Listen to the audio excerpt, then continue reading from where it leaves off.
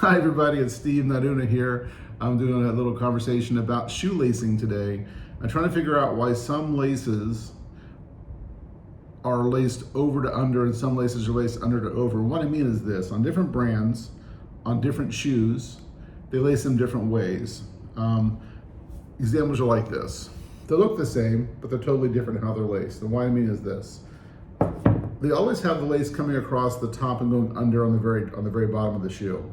In the case of this pair of Vans, this collaboration with Bape, the shoelace goes under, and then when they come across, they go in through the top and down through the bottom all the way up. So you go top down, top down, top down. So when you get to the very last top, when you're tying your shoe off, the laces are going to be under when they tie off. So the laces don't come across the top, they come under, and you're tying your bow in the bottom here. But like on Adidas, same kind of basic principle of a shoe. This collaboration here, Youth in Paris is the collaboration on this one, I think. The shoelace always starts to stay on the top here. You always have the top, it goes under, but the rest of the way up, they come under the bottom and out the top. So you're going under and coming out the top the rest of the way up. So when you get to the very top part, you're tying your shoelace across the top and it sits on the outside, where on the Vans example, it was under. So these laces are tied on the top, this lace is tied on the bottom. Now it does vary across different brands how they do it. And even within some brands, like within Nikes, they kind of vary on different models. They do different things. So like I said, example of the Vans, here's an example of a Bape collaboration where they're going over the top and through the bottom the whole way up. So your lace comes underneath on the bottom here. This is a pair of Asics, same thing, across the top, and you end up coming in through the bottom and you're lacing across the top.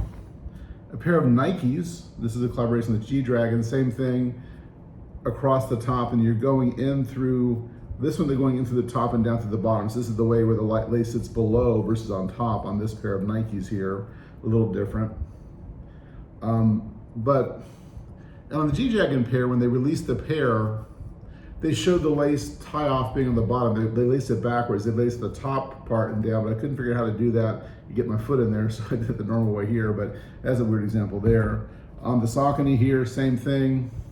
Lace comes in over the top here, but it comes in, they come in through the bottom, over the top, through the bottom, over the top, and you're tying off from the top. And then we talk about the Dunks. The Dunks, for the most part, all of them have done the same way here, where they're coming across the top into the bottom, so you're tying off the bottom here. So again, when you tie your bow off, it's from the under position. Even on different kind of laces, like these rope laces on the Travis Scotts, the lace comes under here. On the strange looks too. I'm showing off some old Dunks here, but yeah, again, you're tying off through the bottom, and the lace sits below. Now for me, I prefer lacing from the bottom to over the top.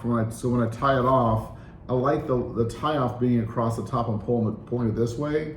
I think it gives me a better fit on the shoe, where on the Dunks, when you pull from the bottom, I think it doesn't fit as well. So it's a personal preference, but obviously they came pre-laced, so I leave them laced that way. Which brings us to Jordan 1s. As you know, Jordan 1s come unlaced. You have to lace them yourself. So in this example here, a pair of Travis Scott Jordan 1 highs when the first drop came out. They always come laced with the across the front here, but the rest of the way up they're empty, and you have to lace them yourself. So most people would then, do you go over or go under? Example here, this is the Union pair.